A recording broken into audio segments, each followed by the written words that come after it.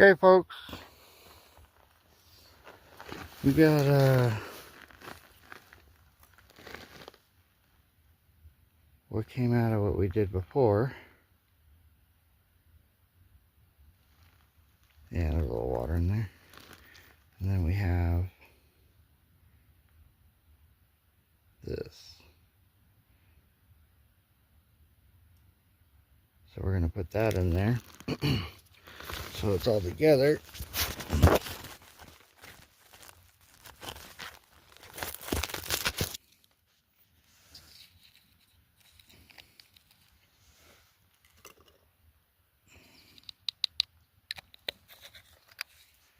Because that's the whole fun. I'm gonna come over here.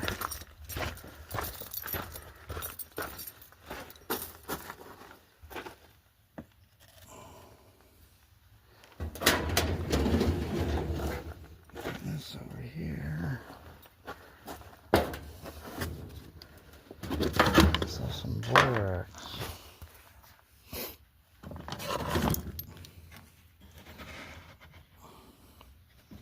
Is that what that says? It says borax. Yep. Not you, Van.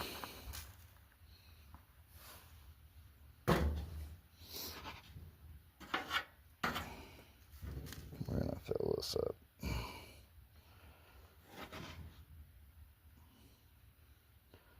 No. Darn it. That's probably good.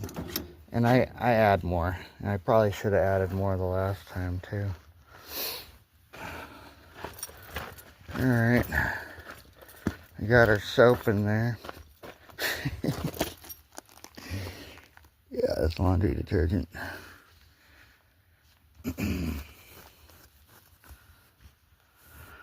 Now, I gotta still light it. I'll set up the vacuum.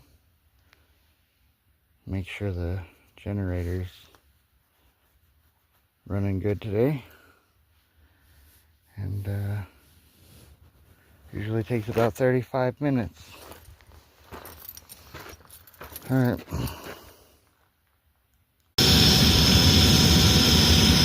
The forge is lit.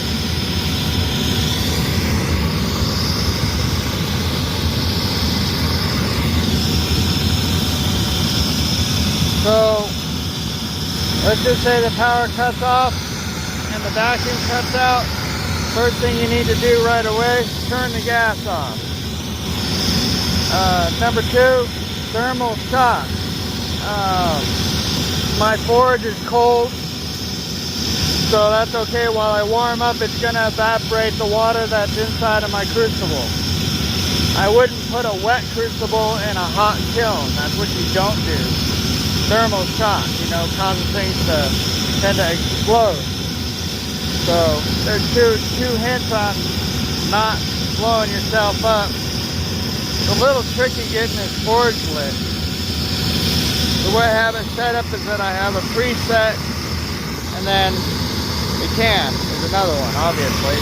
Same thing with the air. I have a preset and an escape on that T, so I can regulate the oxygen and the gas. So while I'm doing this, I got to stay real close to the gas, just in case that generator wants to kick off for whatever reason.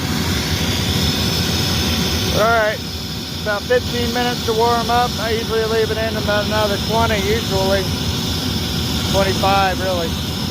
So, we'll see.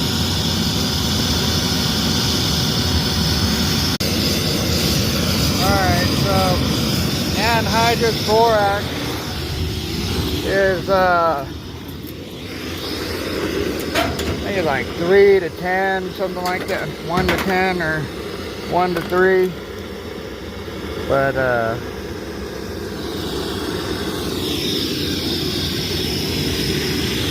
see if I can get this in there.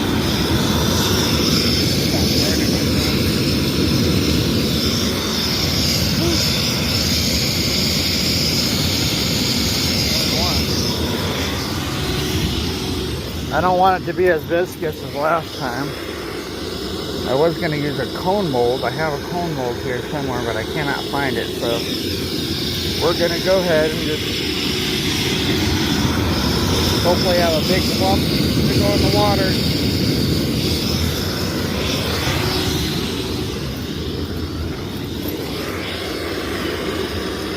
Given that it's not viscous, so I'll probably add some more borax here in a minute before we're done.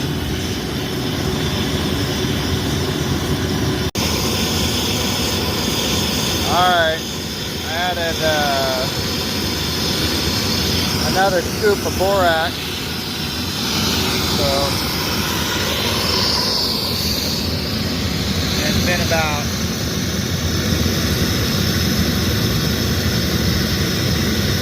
10 minutes since I opened this thing up. I wanted to give it 15.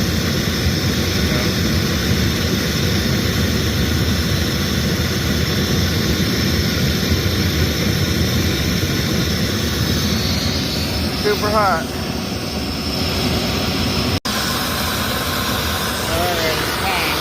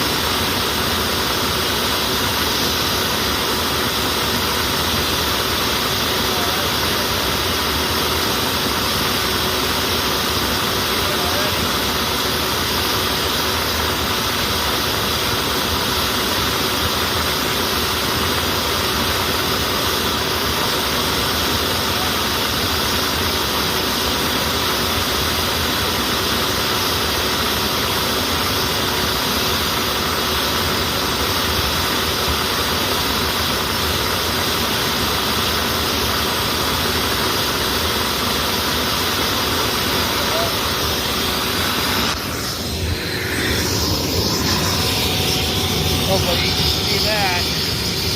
That's cool. Alright, we're going to get that weighed up. Remember, turn the gas off first.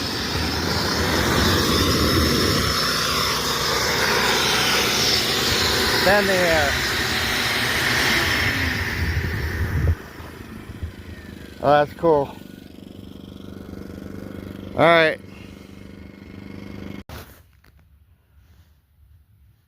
Alright, there it is. And there's another little piece here. I don't know if I was just recording. Looks like I accidentally wasn't, but it's a little copper tint to it. But that's a nice little piece of gold. That's what I wanted, another chunk. What's that?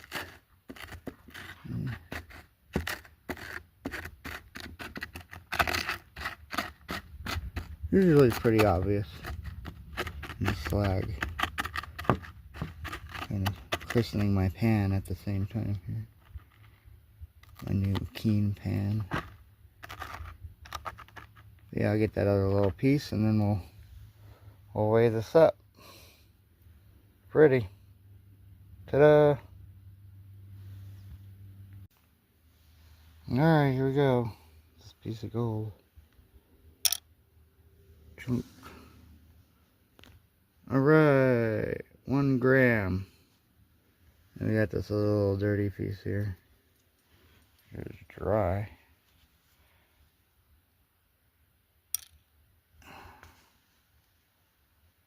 .16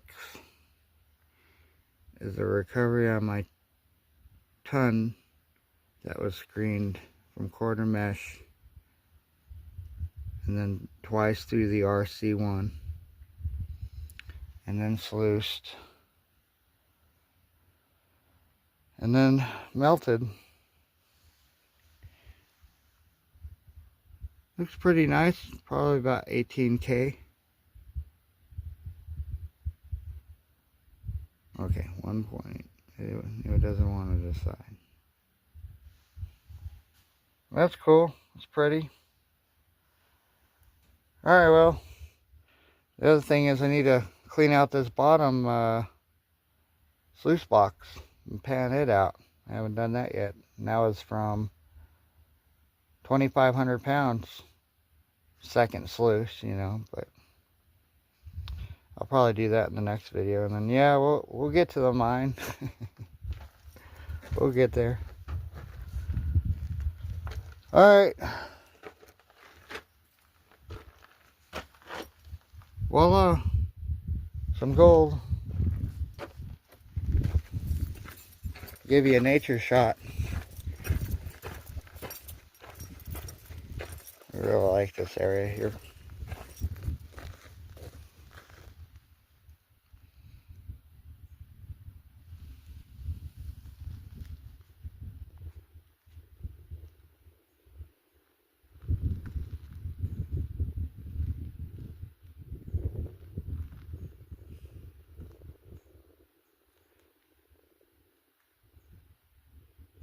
Alright folks, like, subscribe, stay cool.